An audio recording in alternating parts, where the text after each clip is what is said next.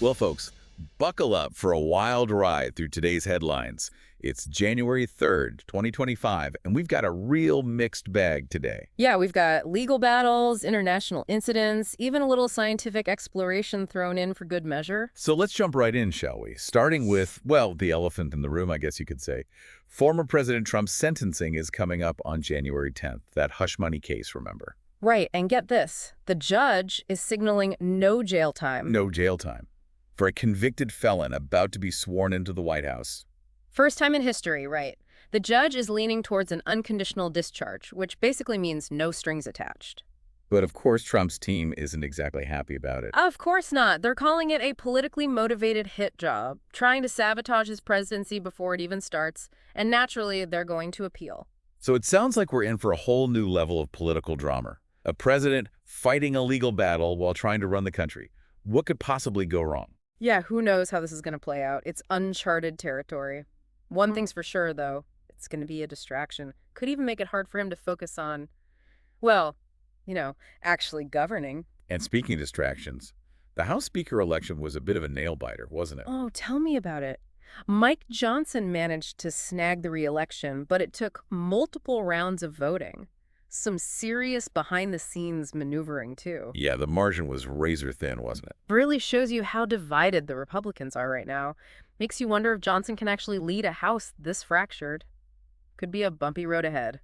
It seems like political turmoil is the theme of the day, because over in South Korea, there was an attempt to arrest their suspended president, Yoon Suk Yeol. Oh, yeah, Yeah. charged with inciting an insurrection. That's right, and it ended in a standoff, with his security team barricading his residence, like something out of a movie. Absolutely chaotic. Remember, Yoon got impeached by the National Assembly for imposing martial law, and he hasn't been cooperating with the investigation at all. This whole thing's spiraling into a full-blown constitutional crisis. And what happens now? Well, the clock is ticking. The arrest warrant expires on January 6th. The Corruption Investigation Office has got to make a move fast. And honestly, I'm worried about things escalating even further. Violence, instability, South Korean democracy hanging by a thread. It's a scary situation.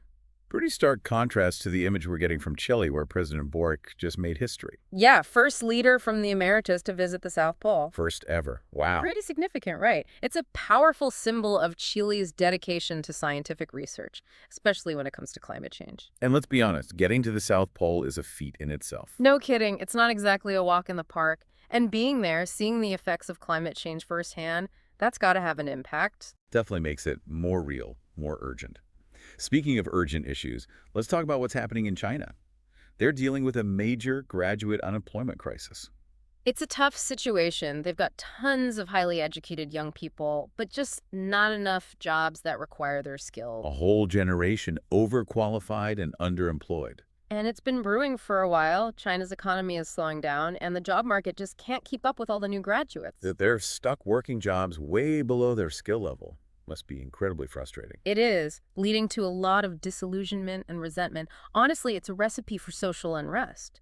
And long term, it could really hamper China's economic growth. Sounds like a ticking time bomb. You got it. And there are no easy answers. They need a whole new approach. Education reform, economic diversification, more jobs. It's a big task. Big indeed. And while we're talking about big economic issues closer to home, President Biden just blocked a major acquisition. U.S. Steel was going to be acquired by Japan's Nippon Steel. Right, citing national security concerns. Which makes sense. There was a lot of pushback from unions and lawmakers. Definitely.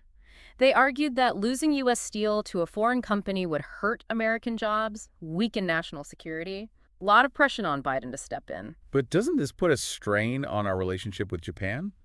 I mean, they're a key ally. For sure, it's a delicate situation.